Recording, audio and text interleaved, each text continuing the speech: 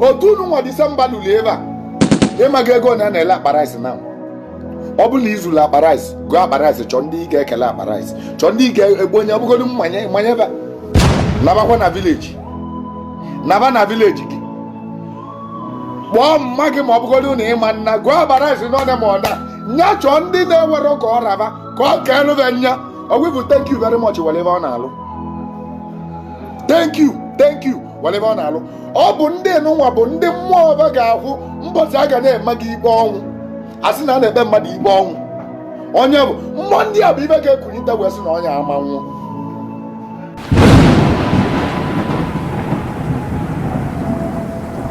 So many people na-adịghị ekwu sị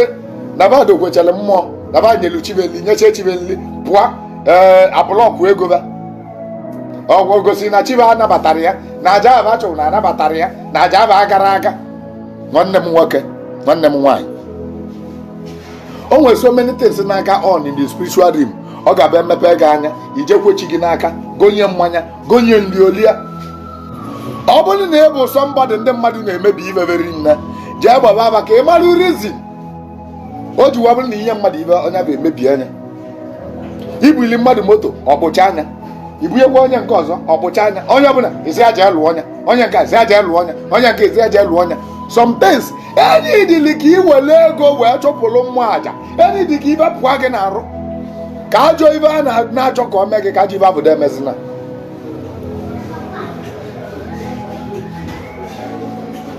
Ajọ ibe na-achọ ka o mee gị ajọ ibe programụlụ ka o mee gị ka ajọ ibe abụdo emezina. Ijele chụwa aja na-asị ka ịdị ndụ na-asị na ụlọ ga-ama mgbe ọkụ na nwa ga-ama nwụ na nwere ajọ ibe ga-eme gị.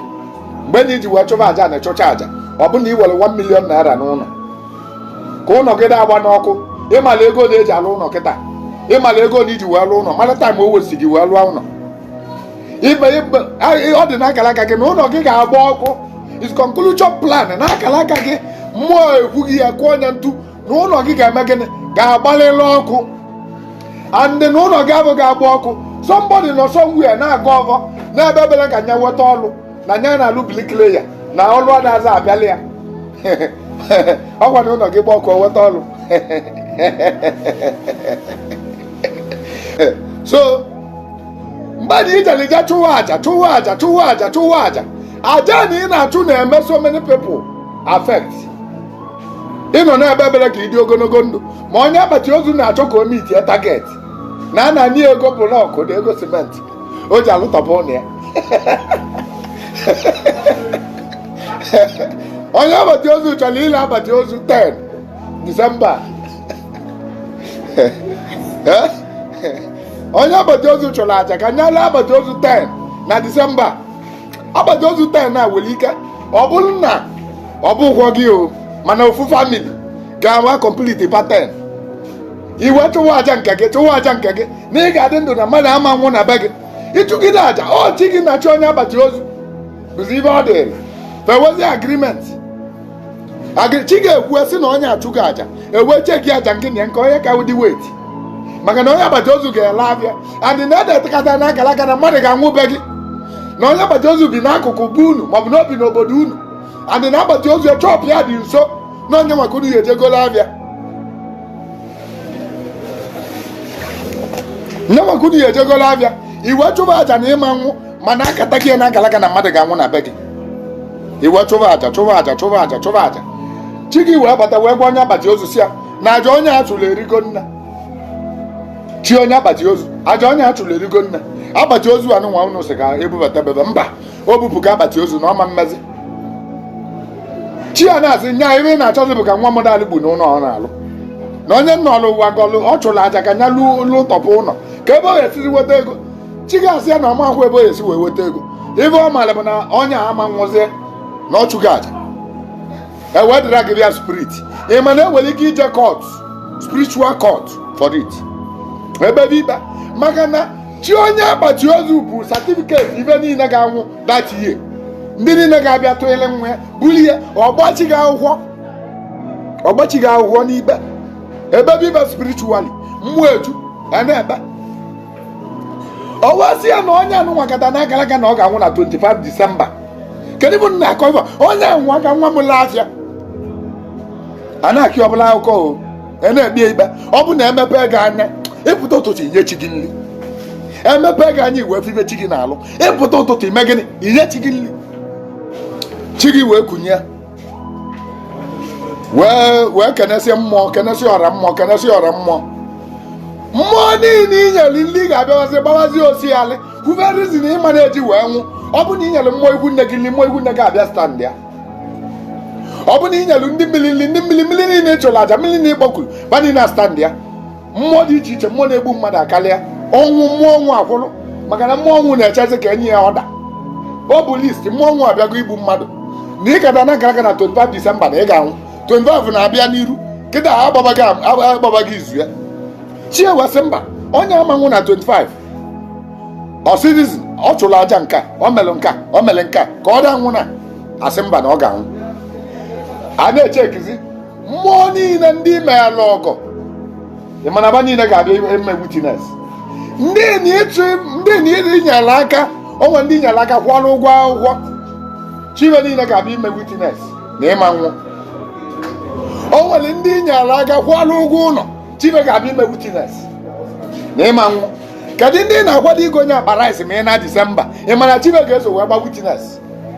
na ịma nwụ mgbe na-enekwa anya ndị na-esi na ba bụ amosu chiwe ga-abịa na-ekwu na ị ga-anwụ ndị na-emere ọgaranya na-achọ ka intimidate maka na iji ego chiwe ga-eso wee na-ekwu na ị ga-anwụ mgbadị ka agụzie mmụọ niile kwesịrị na ị ma nwụ mana ọ dịgo na akara aka gị oredi akara aka gị ọ dị gị oredi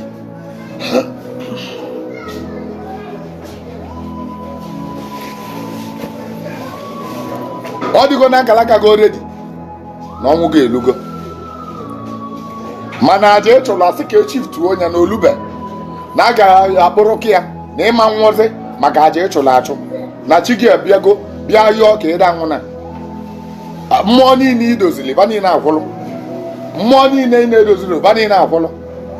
mmụọ si na o nwere ụlọ ịbalị ba niile akwụlụ ma amosu ma ọgwụ ba niile akwụlụ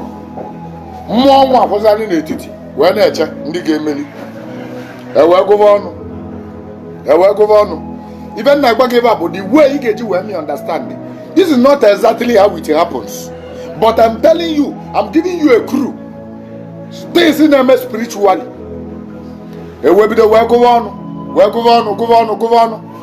ewee gụgide ọnụ wee bụrụ na mmụọ na-ekwu ka ịda anwụ na karịrị mmụọ na-ekwu ka ị nwụrụ ebe a ga-emezi bụ asaịn ya na ịma nwụzi echiftuzi ọnwụ ka ewe ga-enye gị 3 years extra maọbụ 2 years extra maọbụ 5 years extra because of osiarị mmụọ niile agbara mmụọ ọnwụ wee gwuo na nya abịago na nya ama mgba aka wee na a ga-achụrụ ya aja na a ga-enye ya salaga mgbe na-anọ n'ikpe anọ ka ị ga-anọ na nlọ na-abụ ebe a bupụtara akpati ozu na be unu mgbe na-ịnọ ịba ka ị ga-abụ onwe gị na midst of ndị nwụrụ anwụ mgbe na-ebi ikpe anọ ka ị ga na-abụ onwe gị ebe na-egwu ini ozu mgbe na-anọ ịba ka ị nọ na-akwado na-achọ ka ịbanye moto mgbe na-egwu ibe anụnwa ka a na-ebe akwa na be unu na-asị na mmadụ nwụrụ ewee kpegide ikpe ọbụna ya good deed na ibe ọma niile imel na mmụọ niile bịara gbaligosi alị na ba niile na-ekwu ibe ọma niile imel ibe a ga-eme bụ aka solozie ka ịda nwụ na ewegozie nye ewego tizie ka ịdị ndụ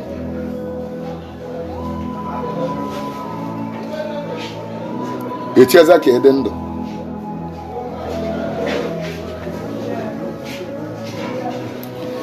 in order na mmụọ niile na ọnwa m nwere mmụọ niile a ga-esetụlụ and ọnwụ bụ iweze ịnwụ na ọbe gị ga-agba ọkụ according to your destiny na ụlọ gị ga-agba ọkụ i wee nwụọ n'ime ụlọ maọbụ na ihe ewe accident moto gị akụli ya in order ka datin ide emene ka ịda nwụzi na enwere ike onwe rizọtụ na ụlọ gị ga-agbazi ọkụ maka na 2 things ka ekwuru ga-eme gị ụlọ gị ga-agba ọkụ gị nwa nwụọ chi ga-esevue gị kwụzie ka ụlọ gị gba ọkụ ime escape maọbụ chi ga-esevue gị iwe accident kulie moto gị igwe escape maọbụ maka na egwu ugo na ị ga-anwụ lele na moto gị ga-eji wee we accident chi ga-eme gị ịmasozi moto ahụ wee pụọ mmadụ abịa bịa buru moto gị onye bụ makwalị moto anya maọbụ na ọ mara anya ọ bịa bulu moto gị maka na edeghị ya na your destiny na moto gị ga-enwe accident. Onye bụ ebulu moto abụ pụọ n'ụzọ kpọlie dị moto. Mgbe na ọ kpọliri moto ịbụziala onye na-amara ihe a na-eme isi onye akwụ agụ ụgwọ moto. Onye bụ kwụ agụ ụgwọ moto ị mana ị ga-anwụsị. Kedu isiokwu m ebe a? Ọ bụrụ ibe niile mere gị n'ụwa, ọ bụrụ ibe niile funarị gị ka ị ga-achọ, ọ bụrụ ibe niile mmadụ mere gị ka ị ga-abụ ọbụ ya isi na ị ga-abụ ibe onye a megị na ị ga-abụ ọbụ ya na ị ga-emekwalụ nya kwụ agụ ụgwọ ya. Ibe niile funarị gị mmadụ tụfie si akwụ agụ ụgwọ ya. Ọ bụrụ na ị na-eme imezini ya, ọ bụrụ na ị na-eme ibe ọbụla funarị gị isi mmadụ kwụ agụ ụgwọ ya, mmadụ bịara wele ibe gị efu na onye nwa wele isi akwụ agụ ụgwọ ya imezini ya. Ọ bụ na m agbacha gị ebe a ị mala many criminal ikpọchi na sel asịkwa onye bịala igbu gị egbu, onye bịala igbu gị egbu bụ ogbugbu ka ihe egbu ya. Mana ọ bụrụ na ọ nwere ebe bịala ibulu zulu batrị gị maọbụ mekaniki melụ nke nwa maọbụ mele nke nwa maka amalụgo na ịrịkọva gị ebe ahụ o zulu jee relizi anya dị mụọ na ebe ahụ dị ime ị na-enwe problem aga maka gịnị? Whatever thing that happens in your life there's a reason and purpose. That thing iji wee mee.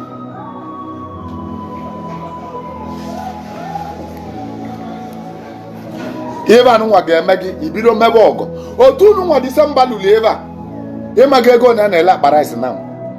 ọ bụrụ na izulu akpa rice gụọ akpa rice chọọ ndị ị ga-ekele akpa rice chọọ ndị ị ga-egbu onye ọbụgolu mmanye ebe maka na onwe ndị rice ga-afịa ya arụ ngota nabakwa na village naba na village gị kpọọ mma gị ma ọ bụgolu na ịma nna gụọ akpa rice n'ọnya ma ọda nya chọọ ndị na-ewere ka ọ raba ka ọ ka elụbe nya ọgwụbụ thank you very much whatever ọ na-alụ thank you whatever ọ na-alụ. Ọ bụ ndị nụnwa bụ ndị mmụọ ọba ga-akwụ mbọchị a ga na-eme gị ikpe ọnwụ asị na a na-ekpe mmadụ ikpe ọnwụ. Onye bụ mmụọ ndị a bụ ibe ga-ekulite wee sị na onye ama nwụọ. Ị ga-emegide ọgọ meelụ mmụọ ọgọ, ị ga-ekenegide ekene kene mmụọ ekene, ị ga-emegide ibe dị mma meelụ mmụọ ibe dị mma.